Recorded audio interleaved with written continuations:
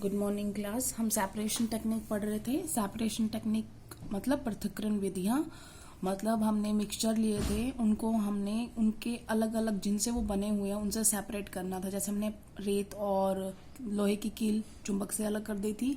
पानी में रेत था वो हमने छानन विधि से सेपरेट कर दिया था, फिल्ट्रेशन टेक्निक से सेपरेट कर दिया था। अगर पानी में नमक है या पानी में चीनी है तो हम पानी को उड़ा देते हैं तो चीनी पानी अलग हो जाते हैं। अब हम नेक्स्ट टेक्निक पर आते हैं जो है सेंट्रीफ्यूगेशन। हिंदी में उसे अपकेंद्रण विधि बोलते हैं। बेटा इसके नाम में ही इसका अर्थ छुपा है। अप मतलब दूसरा, केंद्र या दूर, केंद्र मतलब सेंटर। सेंट्रीफ्यूगेशन सेंटर से दूर फेंक रही है। तो आपने कभी अपने हाथ में की चेन होगा ऐसे घुमाया होगा और अगर गलती से वो यहाँ से निकल जाए तो बहुत दूर जाता है ना। जैसे फॉर एग्जाम्पल आप ऐसे घुमा रहे थे, उसे ऐसे घुमा रहे थे और एकदम से छूट गया तो वो कैसे जाएगा, ऐसे जाएगा। ठीक है, तो अब इसी चीज को यूज करके टेक्निक बनाई है। पहले तो ये सबसे पहले ये समझना है कि किन मिक्सचर्स के लिए यूज की गई है। जो पृथक्करण विधि आपने छानन विधि बताई थी जिसमें पार्टिकल्स को हमने फिल्टर पेपर की सहायता से अलग कर दिया था। अब अगर किसी का साइज बहुत छोटा होगा, उन्हें हम फिल्टर टेक्निक से अलग नहीं कर पा रहे हैं, तो हम ज़्यादा छोटे पार्टिकल्स के लिए इस टेक्निक का इस्तेमाल करते हैं।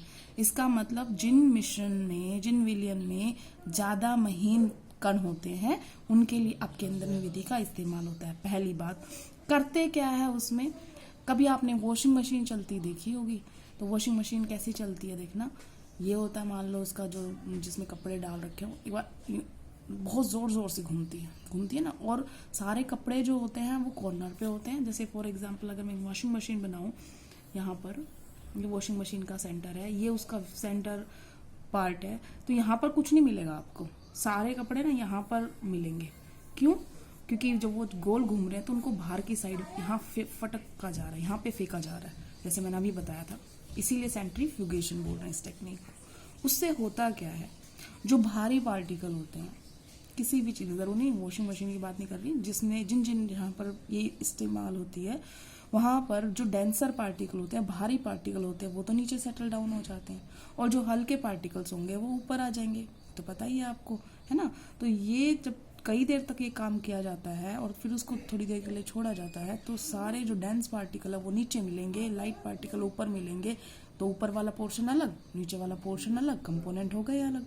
तो ये जो विधि है इसको अपकेंद्रण विधि बोलते हैं। कहाँ पर इस्तेमाल होती है, बहुत जगह आपने देखा होगा, लैब्स में छोटी छोटी टेस्ट ट्यूब एक गोल से जगह पे रखी रहती है, मशीन होती है, वो सेंट्रीफ्यूगेशन मशीन होती है, और उसके अंदर छोटी टेस्ट ट्यूब्स होती हैं और उनको फिर ना घुमा देते हैं, उनमें कुछ डाल के सोल्यूशन वगैरह घुमा देते हैं। तो वो किस लिए होता है बेटा, वो यूरिन और ब्लड सैंपल्स होते हैं टेस्ट करने के लिए, डिफरेंट चीज़, जैसे आपके ब्लड में क्या क्या चीज़ें हैं, यूरिन में क्या क्या चीज़ें हैं, तो सैंपल टेस्ट करने के लिए यही टेक्निक इस्तेमाल करते हैं।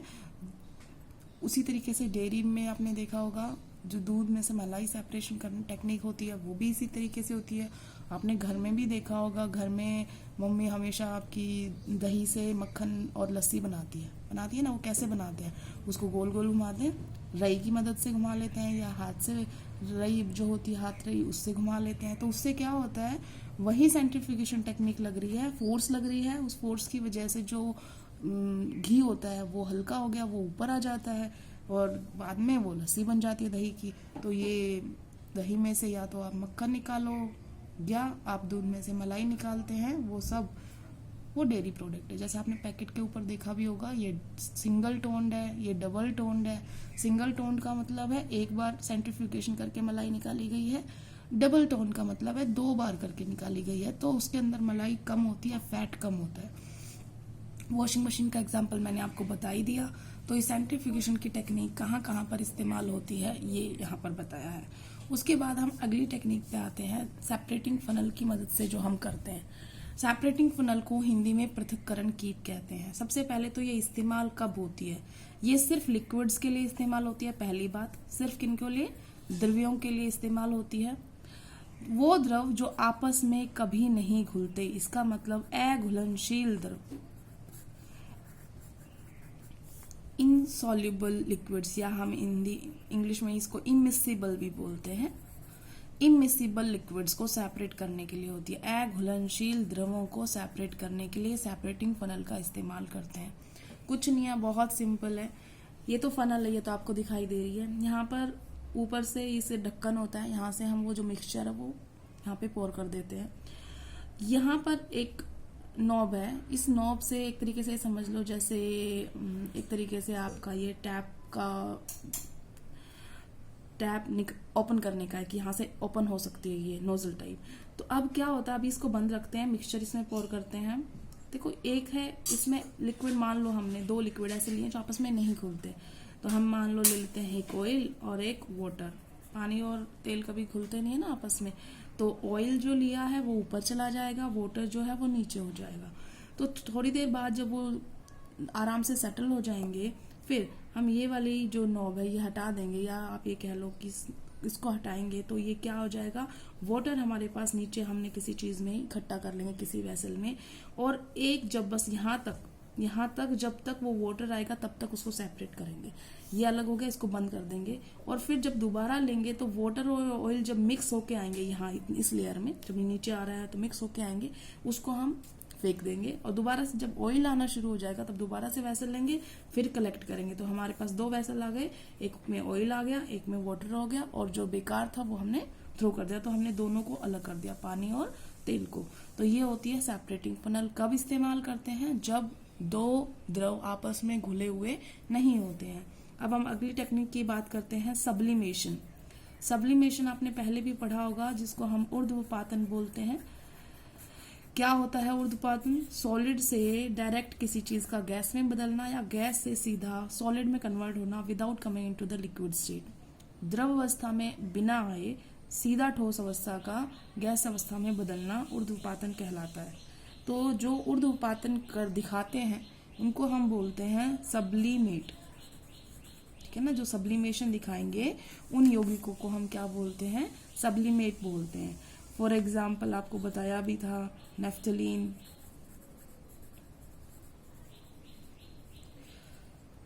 अमोनियम क्लोराइड, ठीक है, ये जो है दिखाने वाले हैं। अब बात करते हैं, अगर ऐसा कुछ हो जाए कि इसका किसी नॉन सब्लिमेट के साथ मिक्सचर हो जाए। फॉर एग्जाम्पल मान लो हमने नमक को और NH4Cl को मिला दिया। अब ये भी व्हाइट कलर का होता है, ये भी सफेद रंग का व्हाइट कलर का होता है, ये भी पाउडर जैसा थोड़ा सा, पता ही आपको नमक कैसा होता है, और ये भी ऐसा मिल जाता है सॉलिड अवस्था में। तो दोनों को मिला दिया अच्छी तरीके से, और फिर आपको बोला गया कि अब इन दोनों को अलग अलग करो। तो आप कौन सी टेक्निक इस्तेमाल करेंगे, सब्लिमेशन।